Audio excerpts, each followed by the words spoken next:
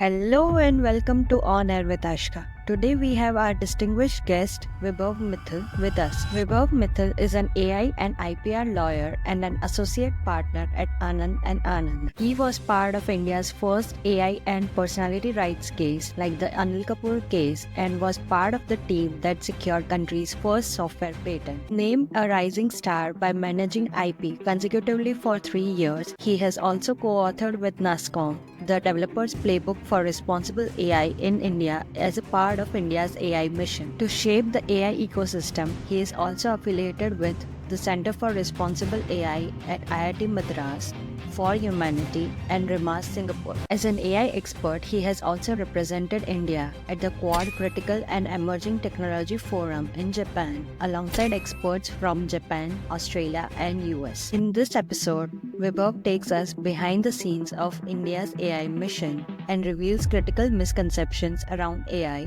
like understanding what AI truly is and not everything needs AI. He also explains why distinguishing between narrow artificial intelligence or narrow AI and artificial general intelligence or AGI matters for our future. Come join us as Vibhav shares valuable insights on navigating the complex intersection of technology, commercialization, and governance in an AI-driven world and answers our pivotal question: can India become an AI guru? Historically, India has played a role of a teacher or a guru. How can we use those teaching skills to make today's India more AI literate? Starting point of this is understanding what is AI and what is not AI. It's not this existential risk from AI, this general intelligence and machines AGI, rising, AGI, artificial general intelligence, artificial super intelligence. All of these aspects are in the scientific realm. We have yet not reached there. You need to understand that everything does not need AI. Those are steps that have already been taken in the India AI mission, and we obviously have a safe and trusted pillar in that. I think when you're talking about India taking the lead, what sort of interrelationships do we want in the Indian ecosystem? AGI research is going to continue. AI understanding of everyone in the room is not the same. When technologists themselves are unclear, then that means there's a lot of opportunity in this space. An articulation done in a book written in Singapore by three experts, indeed, James Ong and Foxiok, and they've come up with this conceptualization of AI being a combination of technology, commercialization, and governance. Actually, I have it right in front of me. Actually, it turns out of luck. It's known as AI for humanity. AI for humanity. Okay. Being a lawyer, you weren't equipped to work directly in this AI governance or technology, the commercialization aspects of it. Of course, upskilling has a huge role to play. So all the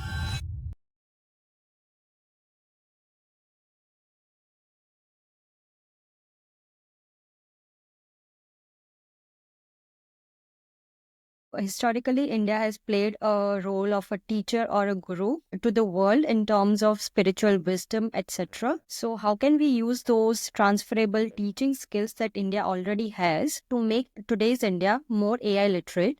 Let me explain AI literacy for my audience. The ability to understand, use, monitor, and critically reflect on AI applications without necessarily being able to develop AI models themselves is referred to as AI literacy, as quoted in your report on the United Nations called Digital Literacy, the Great Divide. So, what's your take on how can we use those teaching skills that we already have to make India more AI literate?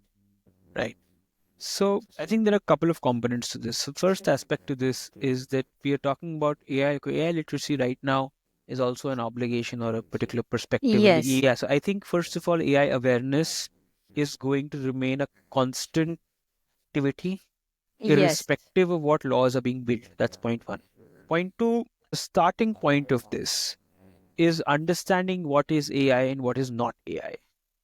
Right? And when you say what is AI, knowing that Netflix uses AI, knowing your other OTT platforms use AI, knowing that what you're liking on the social media is an algorithm, and that what you may be listening on Spotify may be algorithm. So you have to understand that. And second aspect of this in literacy, which is very important, is knowing that current forms of AI or even AI regulation, if you have to extend to that, are with something known as artificial narrow intelligence, which is task specific, domain specific, and of course with generative AI, agentic AI, the output is sort of maturing to just beyond pattern recognition to say creative outputs or text or images or videos, or it could be a multiple activity where an AI helps you do a booking for you or a table booking for you or a hotel booking for you. But the point is it's specializing in a particular task or across different tasks, right? So that This is artificial narrow intelligence. narrow That's intelligence, what. correct. Got it. That's the Yeah. narrow intelligence. It's not this existential risk from AI, this general intelligence and Agents, machines rising, AGI, or yeah. AGI, artificial general intelligence, artificial super intelligence. All of these aspects are in the scientific realm. We have yet Yes. not Not reached reached there. there.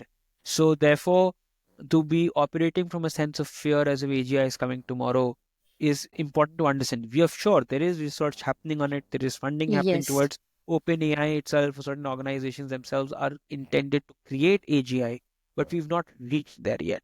When Yes. we will reach there, we will respond, or when we're about to reach there, we'll come to know. But it is important for us to understand that also. What is AI, what is not AI, and what is AI today, which is narrow intelligence, not general intelligence, right? Then the second aspect that comes in is that you obviously also need to understand that everything does not need AI. People have to understand that, I mean, AI is not embedded in everything. Some things may have AI, some things may not have AI. Well, let me take a simpler example. Cars. You have been driving cars, cars have been machines. It's only when you add a sensor to the car, like a Tesla, then you end up having an option of driving an autonomous car, right? So, what is AI? What is not AI? What is AI today? Then, final point is, does everything need AI? Does it really need AI? Then, another aspect that comes in when you're talking about this question is that you have to monitor and reflect on current AI applications, right? So, we're talking about India's position, right? We're talking about India, well, how should India play out this space? Well, you have to, which sort of ties back to a little bit of what we've discussed in the past, which is worth reiterating right now is from an Indian position, we have to be clear what we want to what we want to keep in the voluntary regime, voluntary frameworks, self-regulation. What are the concepts that we want to give binding obligations to? What, and if you're unclear about something, do we want to set up a data protection sandbox or other type of regulatory sandbox? There has to be clarity in terms of what are we seeking to do as a nation. And if so, because it's only when we understand that what are we looking to do in this space, of course, we would like to build compute capacity, we would like to build indigenous models, we would like to have a skilled talent. Those are steps that have already been taken in the India AI mission. And we obviously have a safe and trusted pillar in that, right? And that's the one that, from my background and where we're concerned with, is that you're trying to build safety and trust. So how are you trying to build that? Do you want to bring in obligations on people? Do you not want to do that? If, or we just spoke about the NASCOM playbook, do we want to do a voluntary framework? So I think when you're talking about India uh, taking the lead, what sort of interrelationships do we want in the Indian ecosystem? What are the definitional terms that exist? Do you want developer? Do you want deployer? Do you want user? Do you want importer? When you're looking at AI, do you want a risk based approach? Do you want a harms based approach? All of these aspects have to be understood comprehensively, and it's only then that we really get to a point where we decide. I'm really predominantly talking about the safe and trusted AI pillar and about the regulation and the soft regulation aspects of it. Of course, India would like to take lead or would like to be a major contributor on the development of AI aspect as well, right? And Yeah. that's an important aspect: building technical capability, building the models, fine tuning models, building good AI applications, improving the convenience of users through multifaceted different AI applications in different sectors. All of that is also important. But I'm answering this more from a governance lens, from a regulation lens.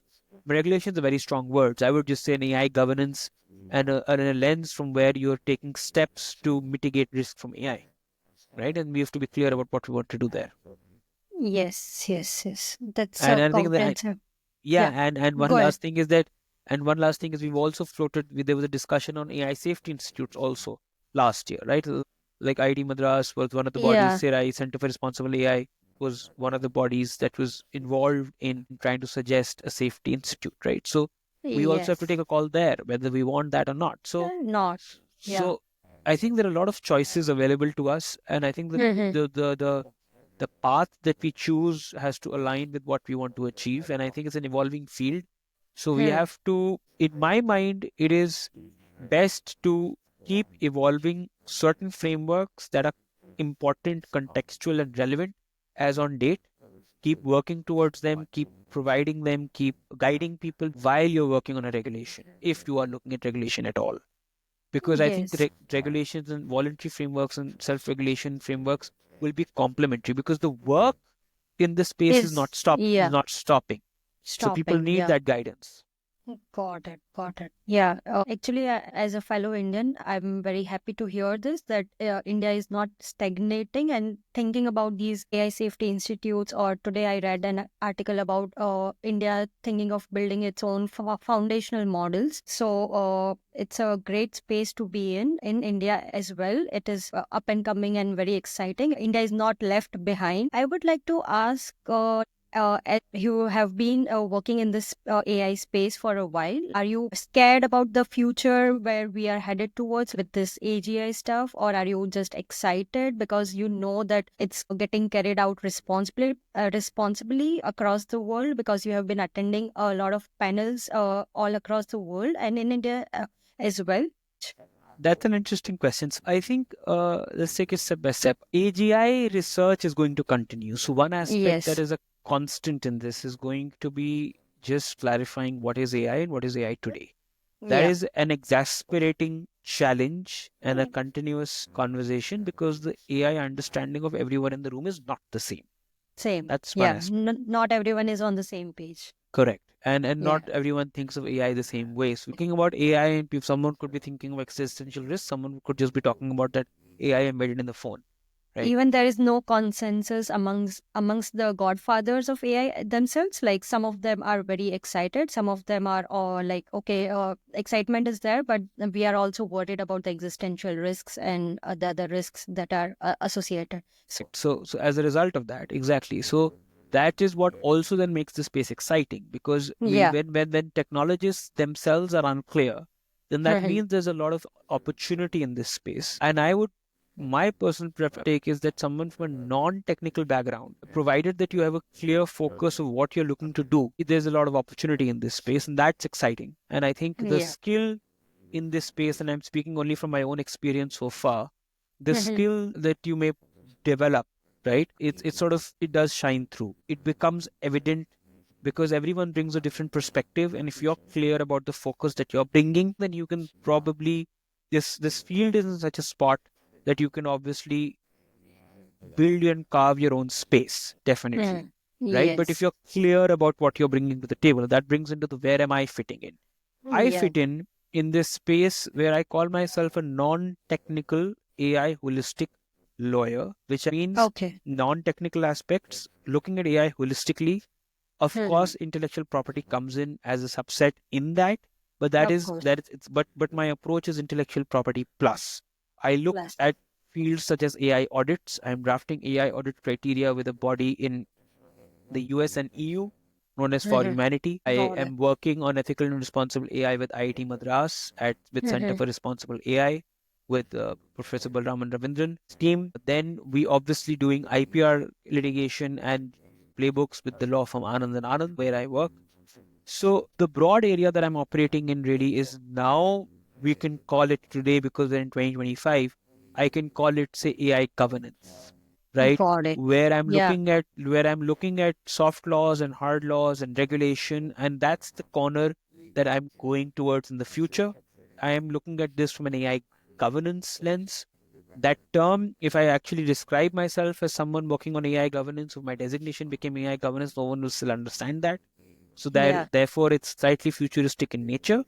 But what the AI governance lens will sort of operate practically is, it will utilize the technology understanding that comes in as being an IP lawyer, whether it be as a patent litigator, which Anand and Anand is very good at, or patent prosecution, or all types of technology related work related to IP that the law firm specializes in. So we utilize that skill in technology, we embed governance in it, which is my intended track, and then we move to sort of simultaneously also to the commercialization space.